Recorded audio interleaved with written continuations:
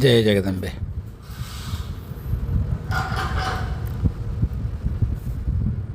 కర్మల గురించి ఎంతమంది ఎంత చెప్పినా, ఎంత మాట్లాడినా, ఎంత విన్నా సందేహాల పరంపర వస్తూనే ఉంటుంది. ఎందుకంటే నాకు అనిపిస్తుంది, మన విశ్వంలో ఇక్కడ వ్యవస్థ నడపడానికి పరమాత్మ కర్మను ఉపకరణంగా ఎన్నుకున్నాడా ఏమిటో అనిపిస్తుంది. మీకు గుర్తుంటే భగవద్గీతలో కృష్ణుడు అంటాడు, గహన కర్మణోగతి అని. దగ్గరగా అదే అర్థం.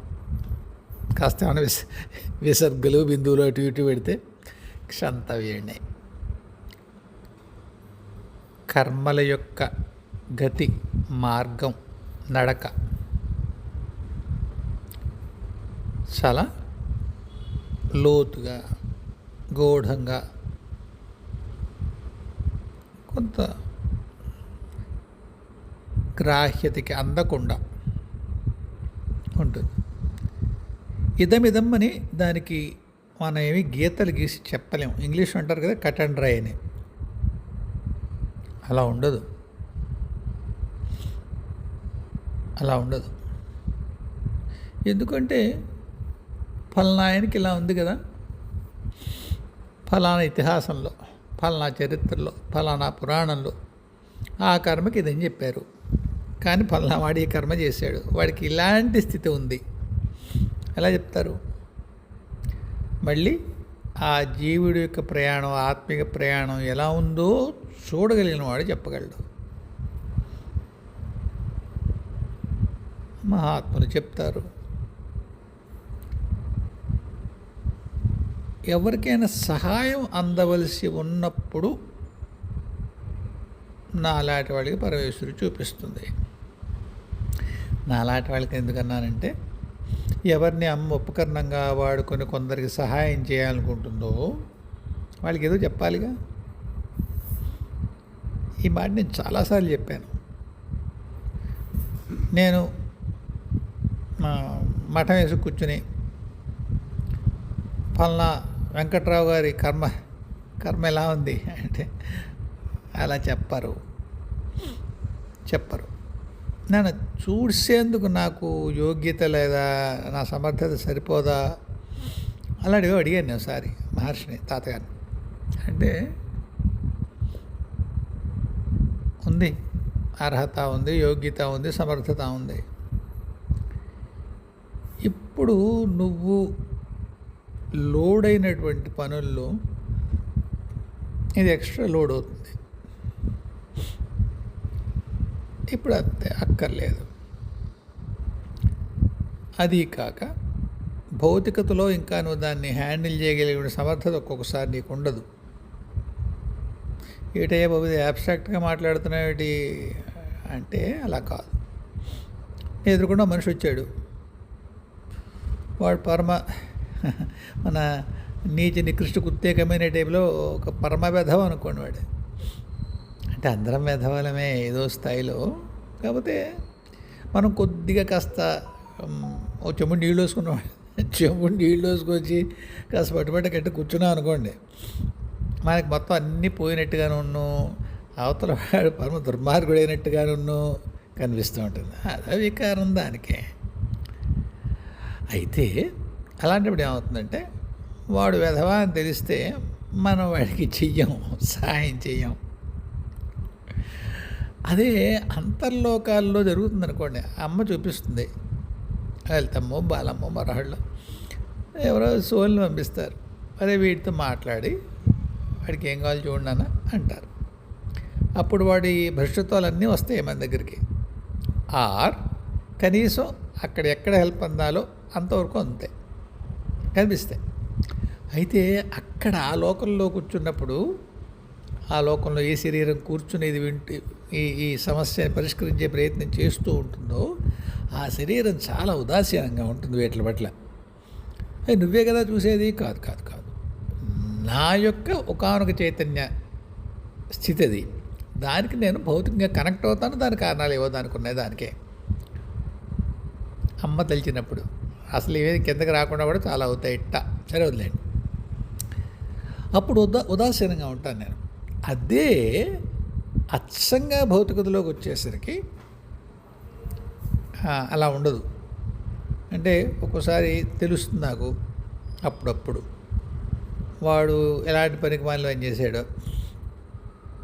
అప్పుడు వాడికి నేను చెప్పే విధానం కొంత తీవ్రంగా ఉంటుంది, పదునుగా ఉంటుంది. ఒక్కోసారి వాడు గాయపడతాడు కూడా. కొంత నా మాటలో ధూర్తత్వం ఉంటుంది, కొద్దిగా సహనం తక్కువ, మాట విసురు. ఇప్పటి కొద్ది తగ్గించుకున్నాను కానీ బాగానే ఉంటుంది, మాట విసురు బాగానే ఉంటుంది. వాచాదోషం వచ్చి ఎక్కడ చేస్తామో మళ్ళీ ఏం చెప్పి భయం వేసి కాస్త నాలుక మీద నియంత్రణ కొద్దిగా వచ్చింది కానీ బట్ తీవ్రతే మాట. కాబట్టి తాతగారు అన్నది అది, అందుకని నీకు కిందకి హ్యాండిల్ చేయగలుగుతావు, చేయలేకపోతావు అని చెప్పేసి మొత్తం అన్నీ తెలియట్లేదు నాన్న, లేకపోతే తెలియడే ఉంది, అక్కడ తెలిసిన ఇక్కడ తెలియకూడదా ఏమిటి అన్నారు. సరే, ఇంతకీ ఏ కర్మకి ఏది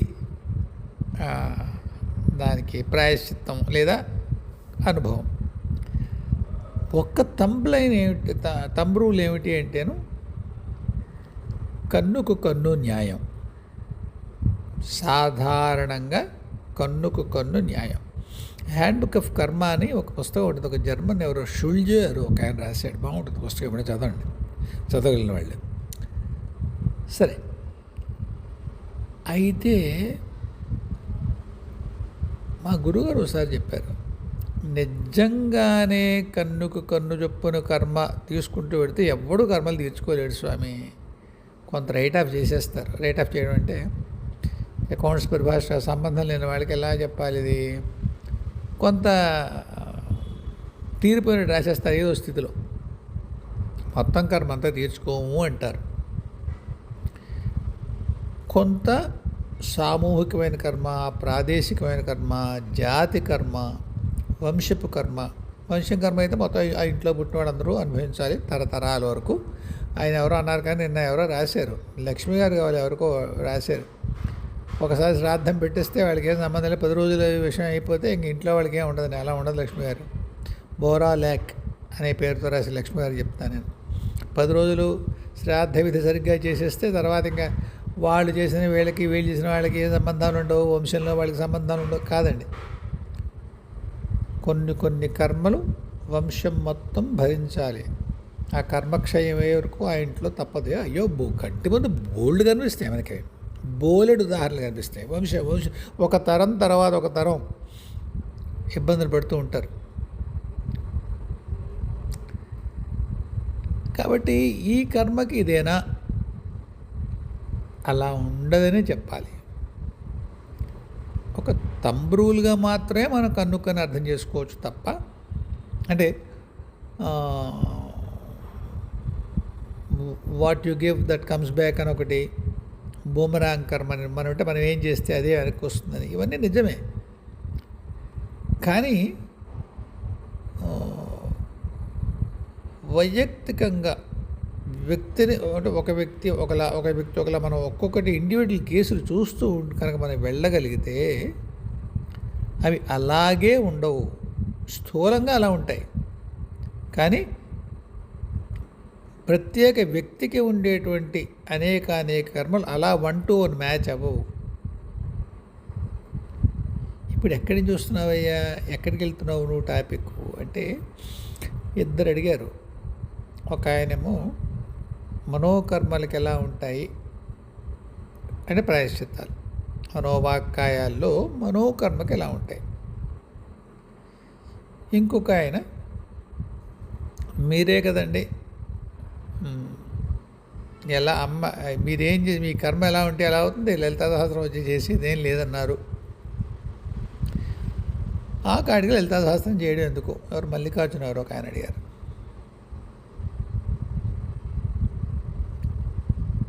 మా విజయ్ కుమార్ గారు కూడా డౌట్ వచ్చింది. విజయ్ కుమార్ చైతన్య కుమార్ ఆయనకు వచ్చింది డౌట్. అలా అయితే ఇంకెందుకు, నిజమే కదా అని.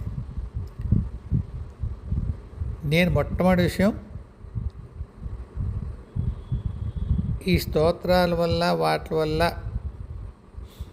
ఏమాత్రము ఉపయోగం ఉండదు. మీ కర్మ ఎలా కాలితే అలా కాలుతుంది అలా అనలేదు నేను.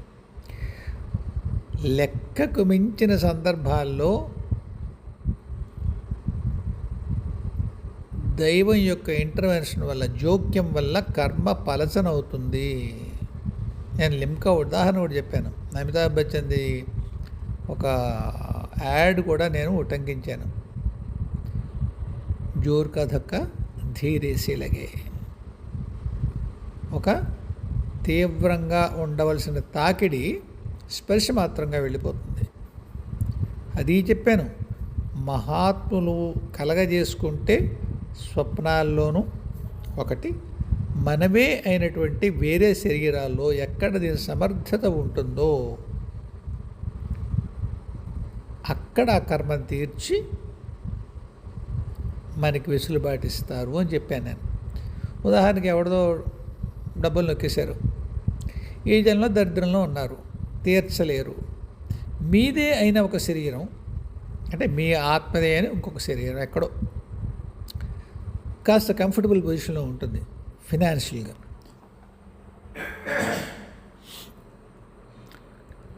కాస్త ఆర్థికంగా సౌఖ్యంగా ఉంటుంది.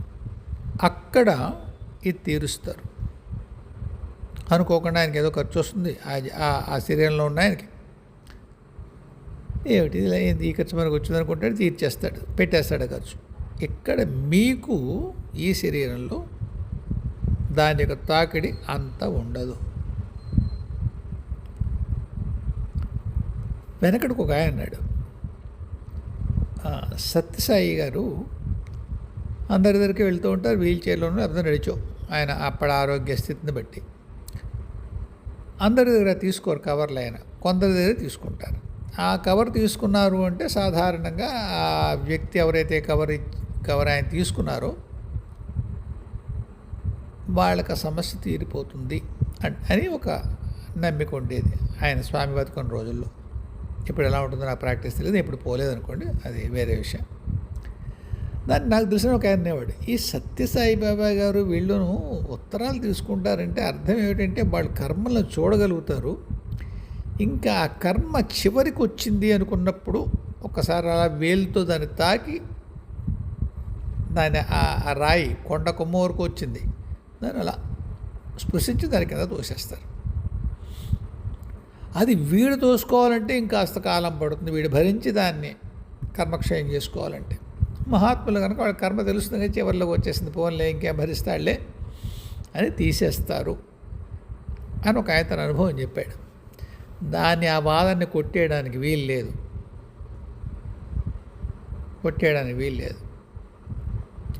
మహాత్ముల దగ్గర పెడితే ఇంకోటి కూడా అవుతుంది.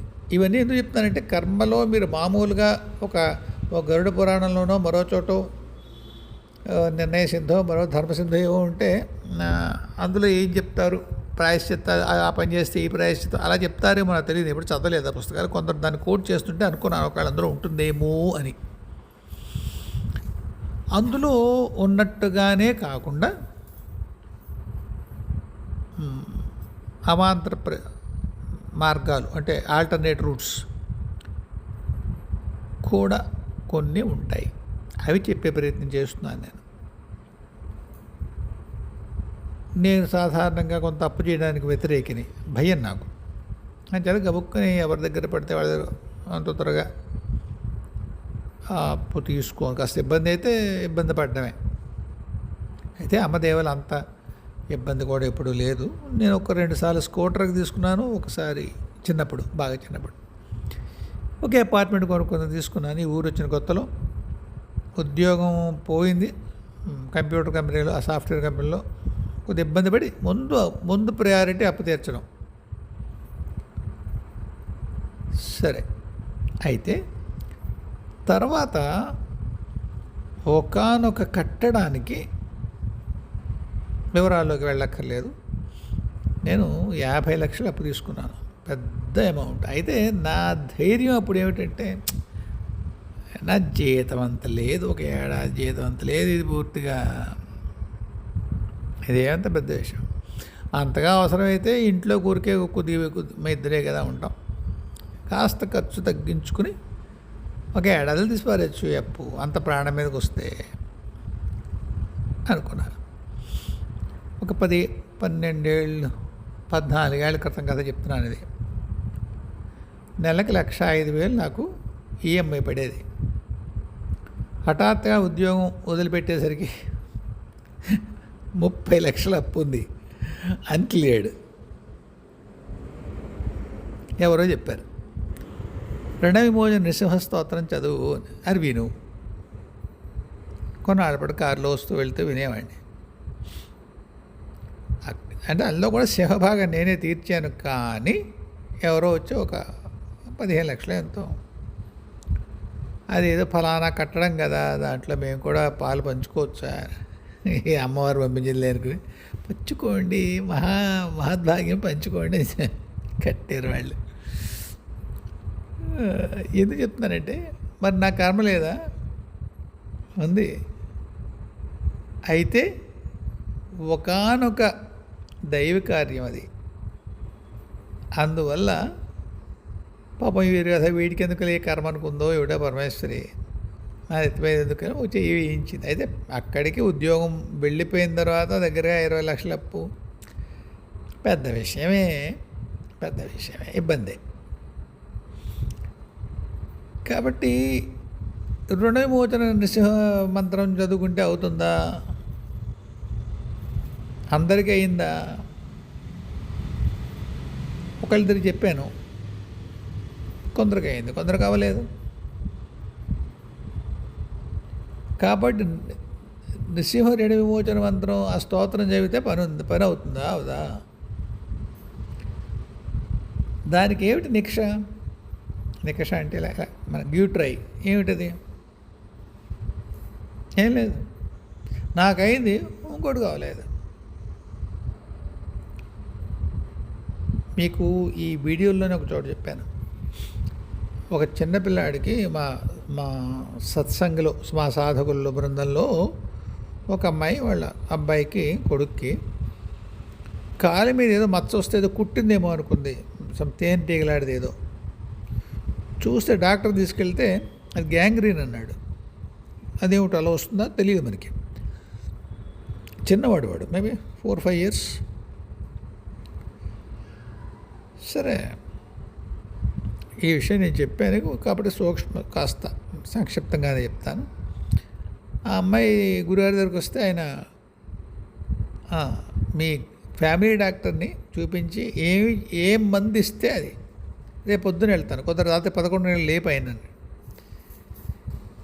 కాస్త భయపడుతున్నా లేపిన డాక్టర్ని. ఆయన ముఖాన్ని ఉన్నాడో విసుక్కోలేదు, పొద్దున్న రమ్మన్నాడు, మరి అప్పుడే రాత్రి చూసాడో, మొత్తానికి ఏదో మందు ఆయింట్మెంట్ రాయించి తగ్గిపోయింది. ఒక చర్మ వ్యాధి నిపుణుడు అంతే, అలాంటి డర్మటాలజిస్ట్, ఆయన గ్యాంగ్రీన్ అంటే ఒక నార్మల్ ఎండి ఫిజిషియన్ ఆయింట్మెంట్ రాయించాడు, ఏ టెస్ట్లు గిస్టు లేకుండా తగ్గిపోయింది. ఏం జరిగింది? ఆ అమ్మాయికి అప్పుడు ఆ కష్టం వస్తే ఆ పిల్ల సాధనా మార్గంలో ఇబ్బంది పడే అవకాశం ఉంది అనుకుంటాను.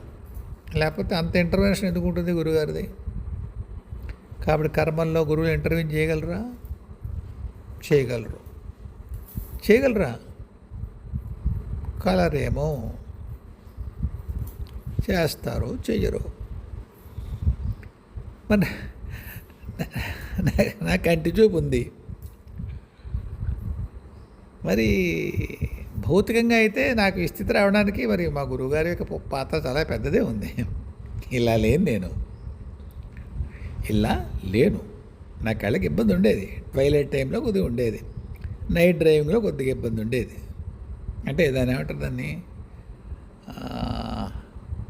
విజువల్ ఫీల్డ్ ఏదో అంటారు, అది స్ట్రింక్ అవుతూ వచ్చింది, ట్యూబ్యులర్ విజన్ అని ఏదో అనేవాళ్ళు. అది అంత పెద్ద ఇబ్బంది కాదు పగలు. ట్వైలైట్ టైంలో సంధ్యాకాలంలో కొంత ఇబ్బంది ఉండేది, రాత్రికాలం కొంత ఇబ్బంది ఉండేది. ఆయన పలానా చోటకి వెళ్ళి ఏదో చేయించుకోమన్నారు, చేయించుకున్నాను, మంగళమైంది. సో ఏం చెప్తున్నాను, ఆయనే కావాలని తీయించాడా? అవునేమో, ఆయన కాదనలేదు, నాకేం సంబంధం అనలేదు.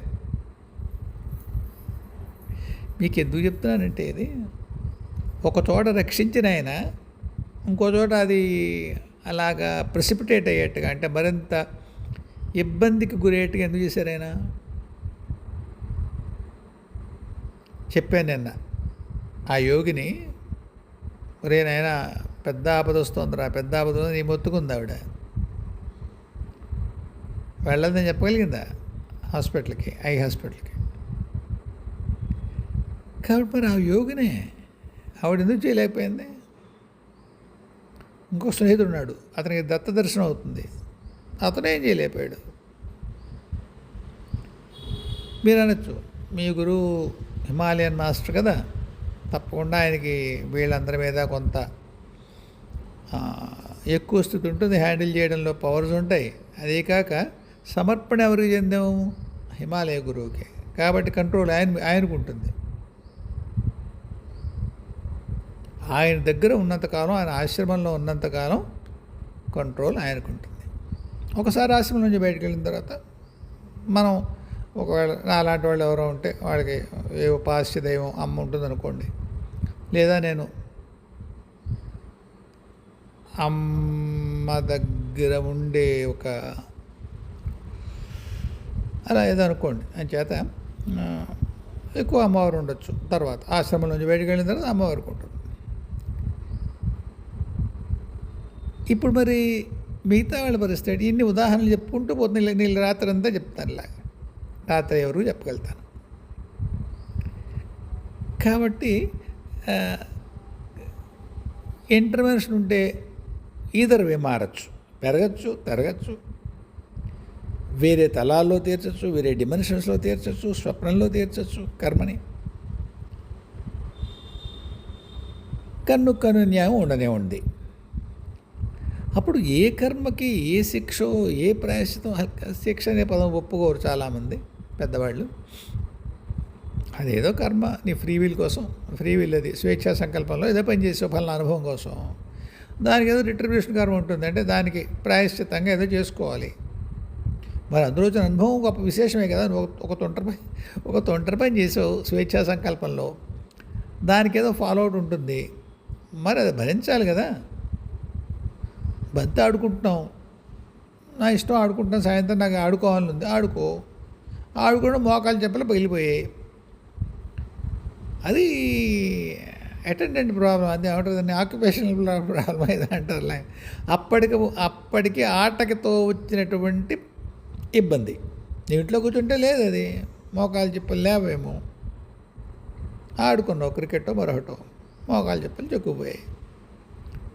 మొట్టమొదటి వాటి అమ్మ కొబ్బరి నూనె రాస్తూ, ఇప్పుడు విషయం కాదండి, పూర్వం రోజులు కొబ్బరి నూనె రాసేవారు కడిగిన తర్వాత. ఎందుకు ఆ పరుగులు, ఇంట్లో కూర్చొని ఆడుకోరా అంటే విన్నావా? ఇంట్లో కూర్చొని ఆడుకోవచ్చు, తమ్ముడితో క్యారమ్స్ ఆడుకోవచ్చు, వెధవ పరుగులు, వెధవ బంతి ఆటలు ఎందుకు? కాలేజీలో ఎలాగ, స్కూల్లో ఎలాగ ఆడుకుంటావు, ఇంట్లో కూడా ఎందుకురా? స్కూల్లో అయితే తగలవా, ఇంట్లో తగిలితే ఒక వాక్యం అంతే, did a not say so అంటారు కదా ఇంగ్లీష్లో. నేను చెప్పలేదా నీకు, నేను చెప్పే కూడా వెళ్ళావు అనుభవించు రాజా. ఇలా అమ్మలంటారు, నాన్నంటారు, ఎవరన్నా పెద్దవాళ్ళు. సో వాళ్ళు చెప్పిన వెళ్ళేవు, దానివల్ల అయిందా? అంతకుముందు ఇప్పుడు ఆడలేదా, తగలలేదా? ఆ వేళ తగలాలి, తగిలింది. అందువల్ల దేనికి ఇది ఇంతే అనేది కర్మలో ఉండదు. మరి ఏం చేయాలయ్యా? ఎక్కువసార్లు రిట్రిబ్యూషన్లో పోతుంది. సాధన మార్గంలో వచ్చిన వాళ్ళకి మట్టుకు మీ కర్మలు అనుభవించేటువంటి జన్మల సంఖ్య తగ్గించే ప్రయత్నం చేస్తారు ప్రత్యక్ష గురువులు. కానీ మీ గురువులు ఎవరైతే అదృశ్య రూపంలో ఉంటారో, సూక్ష్మ మండలాల్లో ఉంటారో, ఒకవేళ మీకు ఇక్కడ భౌతికంలో గురువు లేకపోతే, అసలు గురువు లేకుండా ఎవరు ఉండరు, రామ అని మీరు అన్నారంటే గురువు ఉంటాడు. కాబట్టి ఆ గురువులు మీ యొక్క కర్మలు అనుభవించి ఇక్కడే ఉండేటి జన్మల్ని తగ్గించే ప్రయత్నం చేస్తారు. అంచేత 10 జన్మల్లో ఒక కర్మ పోవాలనుకోండి మెల్లగా, వాళ్ళు ఒక జన్మలోనో 2 జన్మలోనో దాన్ని కొట్టేస్తారు. కొట్టినప్పుడు ఫర్ ఆబ్వియస్ రీజన్స్, అంటే స్పష్టంగా మనకి తెలుస్తుంది కర్మ యొక్క గాఢత, తీవ్రత, లోతు గట్టిగా ఉంటాయి. అందుకే సాధకులు గిలగిల్లాడిపోతారు. ఒక 2 వీడియోల క్రితం చెప్పాను నేను, దైవం యొక్క సహాయం సాధకులు కాని వాళ్ళకు ఉంటుంది. అందరూ సాధకులే అయినప్పటికీ కూడా ప్రత్యక్ష సాధనలో ఎవరైతే ఉంటారో వాళ్ళకి దైవ సహాయం అందినట్టుగా కనిపించదు.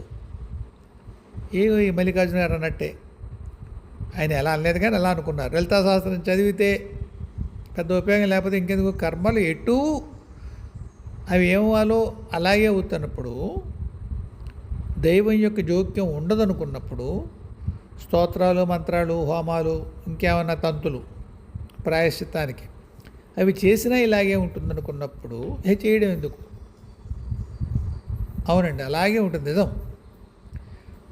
చాలామంది ప్రవచనకర్తలు చెప్తూ ఉంటారు, ఇది చదవండి ఇంకేమీ లేదు అద్భుతం అంటే, మీకు సరేండి వికరించను కానీ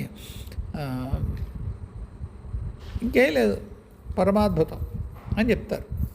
చెప్పాను కదా, ప్రదక్షిణ చేయండి, ఫలానా శ్లోకం చదవండి, ఫలానా మంత్రం చదవండి. ఎవరికది నిజంగానే శ్రద్ధగా చేస్తే పనిచేస్తాయి. ఒక్కటి చెప్పండి, రామాయణంలో బాలకాండలో అది అదేమంటారు అని యజ్ఞంలో ఆ ప్రసాదం వస్తుందే, ఆ సర్గని ఏమంటారో గుర్తులేదు నాకు, అది చదివితే పిల్లలు పుడతారు.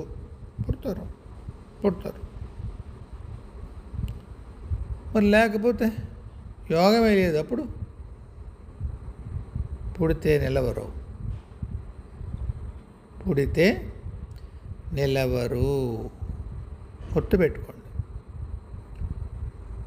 మీ కర్మలో కనుక అది లేకపోతే మీరు దాని విశేషమైనటువంటి ఆధ్యాత్మిక ప్రయత్నం ద్వారా మీరు సాధిస్తే అది నిలవదు. ఖచ్చితంగా చెప్పాలి. ఎంతమంది ప్రవచనకర్తలు ఎలా చెప్పినా కానీ అది మీకు యోగంలో కనుక లేకపోతే మొదటి విషయం మీకు జరగదు. లేదు, చాలా తీవ్రమైన కృషి చేశారు, తీవ్రమైన సాధన చేశారు, ఫలం వచ్చి తీరాలి. ఇంకో ఇలా జరుగుతుంది. ఒక అబ్బాయికి 23 ఏళ్ళకి అయిపోతుంది జీవితం. అమ్మమ్మ తాతయ్య ఏం చేశారంటే, ఎవరినో పెద్ద ఆయనకు అనుకున్నారు, ప్రతి నెలలోనూ ఆర్ద్ర నక్షత్రం నాడు ఆ కుర్రాడి యొక్క దీర్ఘాయుష్యుకి అభిషేకం చేయించారు. ఒక చంద్రప్రతిష్ఠితమైనటువంటి ఒక శివాలయంలో ఎన్నేళ్ళు, కొన్ని దశాబ్దాలు చేయించారు. ముసలాళ్ళిద్దరు గతించారు. ఈ పిల్లాడు 23 ఏట అమెరికా వెళ్ళిపోయాడు. రామ్ వాడి తల్లిదండ్రులతో వాడికి సంబంధం లేదు. ఇంకా తండ్రి పోతే వచ్చి శ్రాద్ధం పెట్టాడు, సరే, అది వేరే విషయం. మామూలుగా కొడుకుగా వీళ్ళకి ఎటువంటి పుత్రుడుగా ఉన్నదానికి ఎటువంటి సౌకర్యము, సుఖము తల్లిదండ్రులకు లేదు. లేనట్టే పిల్లాడు భౌతికంగా ఉన్నాడు. కొందరు చెప్తూ ఉంటారు కదా, మీకు ఎందుకు అలా ఇబ్బంది పెడుతూ ఉంటారు, ఇలా ఫలానా ఇది చేయండి, ఏమంటారు దాన్ని, సంకల్పం చేయండి, ఇది అంటారు, ఎఫర్మేషన్స్ అంటారు కదా ఇంగ్లీష్లో. కొత్తగా అది వచ్చాయి. నాకు అది అయిపోయింది అని చెప్పి మీరు దాన్ని విజువలైజ్ చేసి, నేను కారు కొనుక్కున్నాను, ఆ కారు ఫలానా కారు, మోడల్ కారు నా ఇంట్లో ఉంది, నేను దాన్ని డ్రైవ్ చేస్తాను అని చెప్పి గాఢంగా దాన్ని విశ్వసించి దాన్ని దింపుకోండి, మెటీరియలైజ్ చేసుకోండి, డౌన్లోడ్ చేసుకోండి అంటారు. కానీ అది ఏమవుతుందంటే, ఆ కారు వస్తుంది, యాక్సిడెంట్ అవ్వడమో మరొకటి అవ్వడమో ఏదో కారణం చేత దాని యొక్క సుఖాన్ని మీరు పొందలేరు. తీవ్రమైన కృషి చేత మీరు దాన్ని డౌన్లోడ్ చేసుకున్నారు, మీ సంకల్పాన్ని సాకారం చేసుకున్నారు. కానీ మీ కర్మలో దాని యొక్క భోగం లేదు, మీకు నిలవదు. కాబట్టి కర్మలో ఏముందో అదే జరుగుతుంది. అవును, అదే జరుగుతుంది. కానీ ప్రతి దానికి కూడా ఒక అపవాదం, ఎక్సెప్షన్ ఉంటుంది. చాలామంది చెప్తారు, ఇప్పుడు ప్రవచనకర్తలే కాదు మహాత్ములు కూడా చెప్తారు, మీ కర్మ అలా ఉందని ఏడవకండి. మీరు దాన్ని విజువలైజ్ చేయడం ద్వారా లేదా ఫలానా ప్రక్రియల ద్వారా మీ కర్మని మీరు పలచన చేసుకోవచ్చు. కాబట్టి ఈ మహాత్ములు చెప్పినా ఇంకొకళ్ళు చెప్పినా మీరు కర్మ అలాగే అనుభవించక్కర్లేదు అంటారు. ప్రత్యక్షత లేదు, నేను చూడలేదు. అంటే మీకు ఒక కర్మ ఉంది అని తెలిసి దాన్ని పలచన చేసేసి తీసేసిన సందర్భాలు అన్ని వేళ ఉండవు. అదే అంటున్నారు కదా, ఎవరికి ఏ సాధకుడికి తీస్తారు, ఏ సాధకుడికి తీయరు. అది చాలా ప్రత్యేకమైనటువంటి వైయక్తికమైనటువంటి విచక్షణతో వీడు తీయాలి, తీయక్కర్లేదు. కేస్ టు కేస్ బేస్ అంటాం కదా ఇంగ్లీష్లో, అలా చూస్తారు తప్ప బ్లాంకెట్గా గురువులు అందరికీ కర్మలు తీసేస్తారు. లేదా మీరు ఎఫర్మేషన్స్తో మీకు లేని సాధించుకోవచ్చు, లేదా ఏదో మొకటి ధారణ ఫలానా సరగ చదువుకుంటే మీకు అన్ని కష్టాలు తీరిపోతాయి. మీరు చూడండి, మొత్తం దేవతలు ఎవరి దేవతలను కవచం చూడండి, మీ సర్వావయవాలకి కూడా రకరకాల రూపంలో ఆ దేవత లేదా ఆ దైవం రక్షిస్తారు అని చెప్తారు. తీరుతాయా? అవును, నిజమే. ఒక చిన్నప్పుడు మనకి ఇప్పుడు చూపిస్తున్నారు, చిన్నప్పుడు స్కూటర్లకి మోటార్ బైకులకి అడ్వర్టైజ్మెంట్ వచ్చేది. అప్పట్లో 40 km/లీటర్ ఎక్కువ బాగా వస్తున్నట్టు లెక్క. 40 km/లీటర్ వస్తుంది అని చెప్పి ఒక స్టార్ పెట్టేవాళ్ళు, పువ్వు గుర్తు కింద రాసేవాడు, టెస్టింగ్ కండిషన్స్లో కింద చిన్న చిన్న అక్షరాల్లో. అంటే రోడ్డు మీద గతుకులు లేకుండా గాలికి ఎదురుగాలి ఇంత వేగంలో ఉంటే నువ్వు ఇన్ని కిలోమీటర్లతోటే మాత్రమే యావరేజ్ నడిపితే అప్పుడు 40 km/లీటర్. ఫలానా శ్లోకం చదివితే కర్మ అయిపోతుంది, ఫలానా మంత్రం చదివితే కర్మ అయిపోతుంది, హోమము మరొకటి ఫలానా సర్గ అవుతుంది. మీలో ఎటువంటి దాన్ని ఏమంటుంది ప్రయత్నంలో స్ఖలన ఉండకూడదు. స్ఖలనం అంటే మీరు వేరే అర్థం చేసుకోకండి, జారిపోవడం, మార్గస్ఖలనం, మార్గంలో మీరు జారడం. ఎలా చేయాలో ఏ నియమాలు చెప్పారో తప్పకుండా ఆ నియమాలు చేస్తే అది జరుగుతుంది. అప్పుడు కూడా ఇంకా 190 కండిషన్స్ ఉంటాయి. మీకు ఈ మధ్యనే చెప్పాను గుర్తుంటే, నా కళ్ళ గురించి నేను దాని గురించి చదవట్లేదు, మహాసౌరం ఇష్టం రోజు చేసుకుంటున్నాను పారాయణ. ఒకానొక వెర్స్ ఒక రెండు లైన్ల ఒక శ్లోకం లేదా మంత్రం ఏదో అనండి, అది మర్చిపోతూ వచ్చాను నేను. తర్వాత ఇప్పుడు మర్చిపోతున్న స్ఫురణకు వచ్చింది, చూసుకున్నాను, సరి చేసుకున్నాను. తాతగారిని అడిగాను నేను, తాతగారు ఏమిటండి ఇన్ని 85 నుంచి చేస్తున్నాను ఇది పారాయణ, నాకెందుకండి ఇది ఇలా మర్చిపోయాను నేను అన్నాను నేను. అది కూడా చేస్తే నువ్వు నిర్దుష్టంగా సౌరపారాయణ చేసినట్టు. ఆ సమయంలో నువ్వు ఏ పారాయణ నీకు ఇది గుర్తుకు రాకముందు ఏ కాలం ఉందో ఆ కాలంలో నువ్వు మహాసౌరం కనుక పారాయణ నిర్దుష్టంగా తప్పులు లేకుండా నువ్వు చేసినట్టయితే నీ కళ్ళు వెనక్కి రావాలి. కానీ ఇప్పుడు నీ కళ్ళు వెనక్కి రాకూడదు. ఫలానా కారణాల వల్ల సాధనలో భాగం కొంత, పనిలో భాగం కొంత, కర్మలో భాగం కొంత, నా చేతను నీ చేతను వరమడిగిన కుంతి చేత వాసవు చేతను ధర చేత శల్యు చేతను అరయంగా కర్ణుడిగిలిగిన 6 చేతన్. 6 కారణం కర్ణుడి చావుకి. అలాగా కర్మ కొంత, గురువుల పని కొంత, ఆమె పని కొంత, నా సాధన కొంత, వల్లకాడు కొంత, వసినపురం కొంత. కళ్ళు బాటం లైన్ ఏమిటి? ఇప్పుడు నాకు కంటి చూపు రాకూడదు. ఏం చేయాలి? వీడు మహాసౌర పారాయణ చేస్తున్నాడే,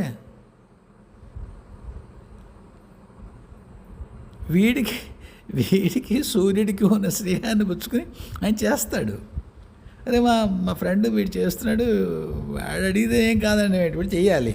వరే నువ్వు ఎంత చేస్తావు అలా? చేయకూడదు స్వామి, ఏం చేయమంటావు? వాడు నిర్దిష్టంగా చేస్తున్నాడు, వాడు చేస్తేనే ఇవ్వాలి, ఏం చేయం చెప్పండి.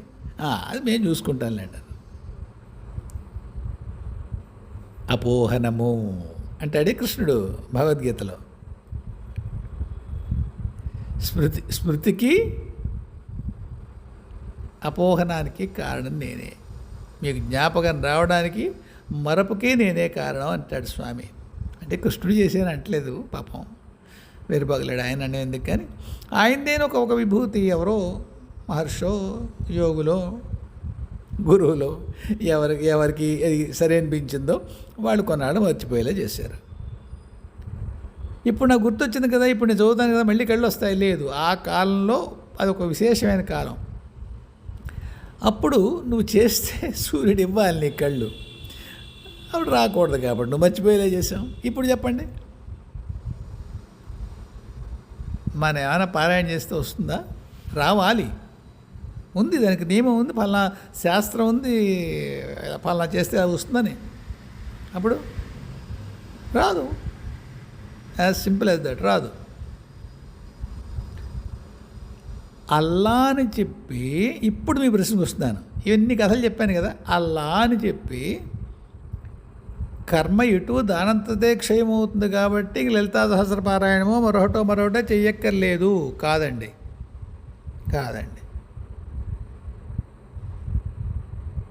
సాధనలో ఉన్నవాడికి వాడి సాధన త్వరగా కంప్లీట్ చేద్దాం, పూర్తి చేద్దాం అనేటువంటి సదుద్దేశ్యంతో వాడి కర్మల్ని త్వరగా క్షయం చేసేటువంటి ఒక ప్రణాళిక ఉంటుంది. అప్పుడు మీకు పైన ఏం జరుగుతుందో కింద ఏం జరుగుతుందో మనకి మధ్యలో ఆ వ్యవస్థ మనకి అందుబాటులో లేదు కనుక దానికి సంబంధించిన జ్ఞానం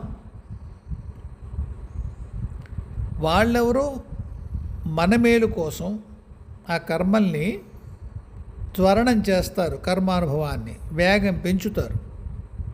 అప్పుడు మనం ఇందులో ఈ మధ్యలో ఇలాంటిది ఏమైనా ఉంటే పడినెవరు. జ్వరం వచ్చింది, బలానికి సంబంధించిన మందులు వేసుకొని ఇస్తారా? బలమైన డ్రింకులు తాగనిస్తారా? ఎక్సర్సైజ్ చేయనిస్తారా? ఆ జ్వరం తగ్గే వరకు ఏం మాట్లాడకంటారు. బలానికి ఫలానా మందులని తెలుసు, కానీ ఆ టైంలో కుదరదే, జ్వరం తగ్గాలి ముందు. అలాగే ముందు కర్మక్షయం అయితే మీ సాధనా మార్గం మరింత సుగమవుతుంది. అంచేత అందుకని జరగనివ్వవు. సాధనా మార్గంలో లేని వాళ్ళకి తప్పకుండా దానికి నేను ఉదాహరణ అంతకు ముందు రోజు కూడా ఉదాహరణ చెప్పాను నేను. తప్పకుండా ఈ స్తోత్రాలు, మంత్రాలు, క్రతువులు, ప్రాయశ్చిత్తాది విధులు సర్వము యోగిస్తాయి, మీ కర్మల్ని పల్చన చేస్తాయి.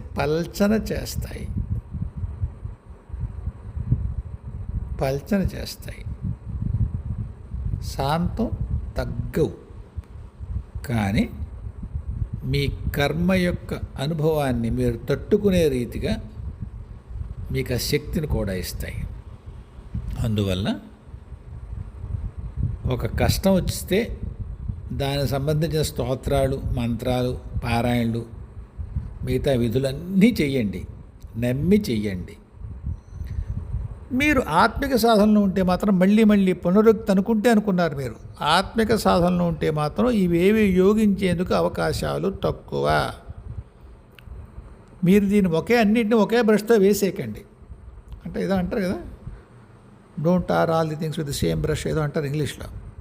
అలాగా మీరు కర్మ ఎలాగా దానంతటా అది ఏదో దాని మార్గంలో తీరుతుంది కనుక లలితా సహస్రాలు ఇవి చదవక్కర్లేదు అన్నాడు ఆయన అనేటువంటి అర్థంతో మాట్లాడకండి. నేను అనలేదు, అనను. దైవీ జోక్యం ఎప్పుడూ మంచిదే, సాధించగలిగితే. అది మీరు సాధన వల్ల వచ్చేదే. సాధన అంటే ఆత్మీయ సాధన కాదు, మామూలు వాటిలో కూడా సాధనే కావాలి. అందువల్ల తప్పకుండా చేయండి, యోగిస్తాయి. కాకపోతే దీనికి ఇదే అనేటువంటి ఒక నియమము, ఒక సూత్రము, ఒక కట్టుబాటు అలాగే ఉంటుంది అనుకోకండి. అవి చాలా వరకు మాత్రమే నిజం, అది మాత్రమే నిజం కాదు. సరే, ఇప్పటికే ఇది లెంగ్తీ అయింది. యాక్చువల్గా మనోకర్మల గురించి ఒక ఆయన అడిగారు, దానికి సంబంధించిన అనుభవాల గురించి. అది రేపు మాట్లాడుకుందాం. శ్రీదేవి గారు కూడా ఏదో స్పిరిచువల్స్ గురించి, అది రేపు ఎప్పుడైనా మాట్లాడుకుందాం. ఈ వేళకైతే ప్రస్తుతానికి ఇంతే. నిన్న శోభ గారు అడిగారు ఒక మాట, అది నేను చెప్దాం అనుకుని మర్చిపోయాను. ఒక 2 నిమిషాలు టైం పట్టినా చెప్పేసి ముగిస్తాను. ఒక 10-15 వీడియోల క్రితం, 20 వీడియోల క్రితం ఒక దంపతులు భద్రాచలం వెళ్దాం అనుకుని ఆయనకేమో కొంత అనారోగ్యం చేసి వెళ్ళలేకపోయారు. అప్పుడు రామచంద్రమూర్తి దగ్గరలో ఉన్న గుడికి వచ్చి వాళ్ళకి దర్శనం ఇచ్చాడు అని చెప్పాను నేను. నిన్న వాళ్ళు కాస్త ఆరోగ్యం ఆయనకి సమకూరింది, భద్రాచలం వెళ్ళారు, కళ్యాణం చేయించుకున్నారు. అక్కడి నుంచి వాళ్ళ అమ్మాయి ఆయనకు ఫోన్ చేసింది, ఇలా కళ్యాణం చేయించుకున్నారు అమ్మ నాన్న, ఏమైనా చెప్తారా అని. సాధారణంగా ఏమైనా చెప్తారా అంటే అర్థం ఏంటంటే అక్కడ దర్శనం అవుతుందా అని. వాడు ఉపాసకులు, తీవ్రమైన ఉపాసకులు, అలా ఇలా కాదు. సరే అంటుండగా రామచంద్రమూర్తి అన్నాడు, పెళ్ళి ఏమంటారు దాన్ని, గెటప్ ఉంటుంది కదా, పంచే మధుపర్కాలు ఏదో అంటారు, తెల్లగా ఉంటాయి వాటిలో పెళ్ళిలో కట్టుకునే. ఆ బట్టలతో, పెళ్లి బట్టలతోటే కనిపిస్తాను నేను, సీత కనిపిస్తాం. అక్కడ ఒక పెళ్ళికొట్టు పెళ్లి కూతురు కనిపిస్తారు, సేమ్ ఇదే గెటప్లో. వాళ్ళు దూరం దండ పెట్టుకోవాలి. నువ్వు అమ్మ కనిపిస్తారా? లక్ష్మణుడు కనిపిస్తాడరా, కానీ ప్యాంటు చొక్కా వేసుకుంటాడు. అతనితో కూడా అతని భార్య ఉంటుంది, కానీ వాళ్ళు పెళ్ళి అయిపోయి ఉంటారు, లేచి ఉంటారు. వీళ్ళు పెళ్లిపేటల మీద కనిపిస్తారు నీకు, ఆ పెళ్ళి మండపంలోనే కనిపిస్తారు. ఎవరు? రామయ్య సీత అన్నాడు. నేను చెప్పాను, అమ్మలు ఇలా చూడమ్మా, అక్కడ ఉండొచ్చు అంటే అమ్మాయింది, ఎదురుకుండా ఉన్నారు వాళ్ళు అని. యాజ్ ఏ స్పీక్ వాళ్ళు అక్కడ మండపం ఎదురుకుండా వాళ్ళకి ఉన్నారు. వెళ్ళి దూరంగా వెళ్ళి కాస్త దగ్గరికి వెళ్ళి నమస్కారం పెట్టుకోండి, కానీ వాళ్ళు తెలియనివ్వకండి. వీళ్ళు వెళ్ళి వాళ్ళు ఫోటో తీసుకున్నారు. ఫోటో తీసుకునే ముందే వీళ్ళు అక్కడికి వెళ్ళగానే వాళ్ళిద్దరూ పెళ్లి కొడుకు పెళ్లి కూతురు వీళ్ళిద్దరు చూసి నవ్వారట. ఎవరో ఏదంటారు కదా, మనకి ఏ పరిచయం లేని వాళ్ళు మరి ఎందుకు నవ్వుతారు? వాళ్ళ పెళ్ళి వాళ్ళు ఉంటారు కదా. అందులో అలాంటి చోటకి మధ్యతరగతి వాళ్ళు ఎవరన్నా పెళ్ళిళ్ళు చేసుకున్నారు అనుకోండి, భద్రాచలంలోనో అన్నవరంలోనో కొంత లిమిటెడ్ నెంబర్ ఆఫ్ బంధువుల్ని పిలుచుకుంటారు. మధ్యతరగతి వాళ్ళు అంటే చిన్న ఆర్థిక స్థితి ఉన్న వాళ్ళు చెప్తున్నాను నేను. కాబట్టి వాళ్ళు తెలుస్తారు ఎవరి బంధువులు ఎవరు కారు. చాలా పలకరింపుగా ఆప్యాయంగా నవ్వారు వాళ్ళిద్దరు. నమస్కారం పెట్టుకొచ్చారు. ఫోన్ చేసి రామయ్యని సీతని దర్శనం అయిపోయింది, లక్ష్మణస్వామి కనిపించలేదు. లేదు ఉంటాడు చూడండి అంటుండగా ఆయన మెట్ల మీద ఒక అమ్మాయి వాళ్ళకి పెళ్ళి అయిపోయింది. వాళ్ళు ఇంకా మెడలో మంగళసూత్రం ఉంటుంది కదా ఒకలాగా, వేరే అలా గుర్తులు పెద్ద నామాలతో ఇద్దరు తెలుస్తూ ఉంటుంది. ఇద్దరు కొత్తగా పెళ్ళి అయిన వీళ్ళిద్దరు అని కనిపించారు. వాళ్ళు కూడా వీళ్ళు మెట్ల మీద ఉంటే వీళ్ళు పలకరింపుగా నవ్వి వెళ్ళిపోయారు. ఎలా నవ్వుతారు? ఏ పరిచయం లేని వాళ్ళు ఇలా నవ్వారు. మహానందం. లక్ష్మణస్వామి ఊరుడమ్మ కూడా కనిపించారు. దర్శనం నమస్కారం పెట్టుకోండి. అలా వాళ్ళ కృప ఉంటే ఉపాసకులకి అలా కనిపించడం కలదు. వాళ్ళు మీకు ఒక్కటే లెక్క, ఒక దైవీ క్షేత్రం ఉందంటే 24/7 ఏదో ఒక దైవీ విభూతి అక్కడ మనకి ఎరిగిన మానవ రూపంలో సంచరిస్తూనే ఉంటుంది. గుర్తించగలమా లేదా అన్నది మన అదృష్టం. మళ్ళీ చెప్తాను, అందరికీ కనిపించదు. వీళ్ళు ఉపాసనాపరులై ఉండాలి. నేను చెప్పిన ఈ కుటుంబం బాగా ఉపాసనలో ఉన్నవాళ్ళు. అది రామచంద్రమూర్తి దయ. ఇందాక శోభ గారు అడిగారు, సీతాదేవి గురించి ఏమైనా చెప్పండి అని. ఇదిగో ఎంతకంటే ఏం చెప్పాలి తల్లి, అద్భుతమైన అనుభవం కాదు. నాది కొంత కుతూహలం ఉంటుంది కదా. నేను తాతగారిని అడిగాను, ఏమంటే ఎవరికైనా చెప్తాను నేను, నా దగ్గర మంత్రం తీసుకున్న వాళ్ళు లేదా మా సత్సంగంలో ఎవరన్నా ఉపాసకులైన వాళ్ళు ఏదో ఊరికెడితే ఇలా చెప్పడం ఉంది కదా, దాదాపుగా గ్రౌండింగ్ రేటు 90%. అంటే ఫలానా రూపంలో ఫలానా బొట్టెత్తుకుని ఉంటుంది, ఫలానా ముసలాడు కనిపిస్తుంది, ఫలానా ముష్టెత్తుకునేవాడు కనిపిస్తాడు, ఫలానా అర్చకుడు ఫలానా పంచి కట్టుకుని ఫలానా విధంగా కట్టుకుని ఉంటాడు అని చెప్తే అలాగే కనిపిస్తారు కదా ఆ దేవతలు. నాకెందుకు నేను అనుకున్న ఇక్కడ అవ్వట్లేదు, నేను వైయక్తికంగా నా పర్సనల్గా అంటే ఆయన ఒక్కటే పదం పాడారు, ఇంగ్లీష్లో చెప్పారు, you are very dear to them. దేవతలందరికీ నువ్వు చాలా ఆప్తుడివి, ప్రియమైన వాడి.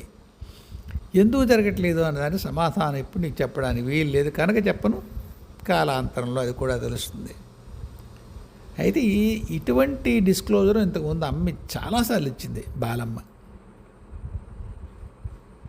చెప్పానే, ఒక కోతి అడ్డం పడింది కారుకి, మా తెలిసిన అబ్బాయి ఒక అతను గబుక్కుని కిందకి దిగాడు, దాన్ని చనిపోయిందేమో అనుకున్నాడు, అదృష్టం కొద్ది లేచి వెళ్ళిపోయింది. నాకు ఫోన్ చేసి ఇలా కారుకి హైవే మీద కోతి అడ్డం పడింది, ఏం దెబ్బతిందో కానీ చనిపోలేదు, నా అదృష్టం కొద్ది లేచి చెట్టెక్కేసింది. సరే, అదే దగ్గరలో ఎక్కడున్నారు మీరు, విజయవాడ దగ్గరలో ఉన్నారు. ఇది కూడా చెప్పాను పూర్వం, ఊరికే కంటెక్స్ట్ కోసం చెప్తున్నాను. ఆంజనేయ స్వామి గుడి చిన్నది కనిపిస్తుందిరా, కొంత దూరం విజయవాడ వెళ్ళి లోపల కనిపిస్తుందన్న, ఆగి నమస్కారం చెప్పుకో సారీ చెప్పి వెళ్ళిపోండి అంటున్నాను. ఆ అమ్మాయి బయటికి చూసి, ఏమండి స్పీకర్లో ఉంటుంది కదా కారులో, బాబాయ్ చెప్తుంది ఇలా ఉంది కదా, ఎదురుకుండా ఉంది ఆంజనేయ స్వామి గుడి, హార్డ్లీ ఫ్యూ 100 మీటర్స్ వాళ్ళ యాక్సిడెంట్ స్పాట్లోంచి దిగే నమస్కరించుకున్నారు. వాడు అడిగాడు బాలమ్మని, అమ్మ అంత త్వరగా పలికేడేంటి ఆంజనేయ స్వామి అని. ఆవిడ ఒక స్టేట్మెంట్ ఇచ్చింది, పెద్దాడి పిలిస్తే పలకన వాళ్ళు ఎవరు ఉంటారా, వాడంటే దేవతలు చాలా ఇష్టం. అక్కడికే ఆపేశారు వాక్యం, అక్కడికే వినండి, మిగతాది వినకండి, అంటే మిగతాది ఏం ఊహించకండి, ప్రశ్నలు వేసుకోకండి. మరి అలా ఉంటే నీ కళ్ళు ఇలా ఎందుకున్నాయి, అలా ఉంటే నీ ఆర్థిక ఇలా నీకు ఎందుకుంది, ఇలా అనుకుంటే మా అందరికీ అనేక కష్టాలని చెప్తాం కదా, కొన్నింటికి నువ్వు సమాధానం చెప్తావు, కొన్ని చెప్పవు. వాళ్ళు అన్నది ఆ దేవతలు నాకు పలుకుతారు అని. పలికిన ప్రతిసారి మనకి కావాల్సిన పని చేసి పెడతారని కాదు, ఒక్కోసారి చేయడానికి ఉండదు, ప్రేమ ఉంటుందిగా. బిఫోర్ ఐ హ్యాంగ్ అప్ ఒక్క స్టేట్మెంట్ ఇచ్చి పెట్టేస్తాను ఈ ఫోను, ఐ మీన్ ఈ ఎపిసోడ్ క్లోజ్ చేస్తాను నేను. కొన్ని సంవత్సరాల పాటు నాకు అమ్మ సభలో ప్రవేశం లేదు. ఇక్కడ కాదు, శ్రీనగరం గురించి చెప్తున్నాను నేను. ఒకసారి ఇక్కడి నుంచి చూశాను నేను, సభ అంతా కిటకిటలాడుతోంది. నేను ఆయన ఎవరో మహానుభావుడు చెప్పాడు, 14 మంది ఉంటారు వీళ్ళు ఈ అమ్మవారి ఉపాసకులని. అలాగే వాళ్ళందరూ కనిపిస్తున్నారు, దూర్వాసుడు, అగస్త్యుడు, మా దత్తన్నయ్య, అందరూ. అమ్మా ఇంతమంది ఉన్నారు, నేను నీ దగ్గర రాగలనే వీళ్ళందరినీ దాటి, ఇంతటి మహానుభావులు వీళ్ళు. ఆవిడ నీకు మాత్రం ఏం తక్కువేరా నాన్న అనలేదు, నేను నీ దగ్గరికి వస్తానులే నాన్న, ఇప్పుడు కాదులే నువ్వు రావడం అంది. నేను పరమేశ్వరికి చాలా దగ్గర, నాకే లేదు ప్రేమ విషయం, ఖరాఖండగా ఇప్పుడు కాదని చెప్పింది ఆవిడ. చాలా ఆప్తుణ్ణి. అయితే నన్ను కలవడానికి కూడా వీల్లేదు, నా ఆశ్రమ నియమాల కారణంగా. నన్ను వచ్చి చూసి వెళ్ళేది ఆవిడ. తాతగారు చెప్పారు, ఇందాక అమ్మని చూశాను అన్నాను. అప్పుడు కాదు వస్తా, అంతకుముందు ఎప్పుడో వచ్చింది. నీకు రికార్డెడ్ వీడియో చూపించారు. అదేంటి, నేను చూస్తే ప్రత్యక్షంగా అమ్మను కాదా? కాదు, ఎప్పుడో వచ్చింది ఆవిడ, నేను చూసుకుని వెళ్ళింది. కానీ చూసుకుని వెళ్ళింది అని తెలియాలి కాబట్టి ఇప్పుడు చూసావు, అది ఇప్పటిది కాదు. ఇంకా ప్రత్యక్షంగా నేను కలిసే కాలం రాలేదు, కలుద్దులే, చూసుకుని వెళ్ళిందిగా కొడుకుని అన్నారు. ఏ జైల్లో ఉన్నానో, ఏ నిబంధనలో ఉన్నానో, ఏ నియమాలకు కట్టుబడి ఉన్నానో, అంత దైవీ లోకాలతో సంసర్గం ఉండి అక్కడ ఉనికి మూలము ఉన్న సాధకులకే నానాగచాట్లు ఉంటే, ఇక్కడ పని మీద కాకుండా జన్మాంతరాల్లో అనుభవాల సారాన్ని తెచ్చుకుందాం అనుకున్న వాళ్ళకి మరింత కష్టమైపోదు మార్గం. అంచేత అవ్వకపోవడం ఏమి ఉండదు, అవుతుంది. నమ్మి చెయ్యండి, ఎప్పుడూ అనే మాటే, నమ్మి చేయని వాడు లేడు. అంతేగా నేను అన్నదానికి వేరే అర్థాలు తీసుకుని పారాయణ చేయక్కర్లేదు, మంత్రాలు చేయక్కర్లేదు. ఇలాంటివి ఊహల్లోకి వెళ్ళి మీ సాధనని, మీ కష్టాలు తగ్గే అవకాశాన్ని మీ చేతిలో మీరే దెబ్బ తీసుకోకండి. సరేనా? శోభగారు మీకు చెప్పానండి, సీతమ్మవారి అనుభవం కూడా మాట ఇచ్చాను, మీకు ఇవ్వలేదండి. నేను అనుకున్నాను శోభగారు చెప్పాలి ఈ మాటని, అందుకని చెప్పాను తల్లి. ఏమ్మా? సరే, ఈ వేళకి ఇంతే. జయ గురుదేవ్, జయ జగదంబే, స్వస్తి.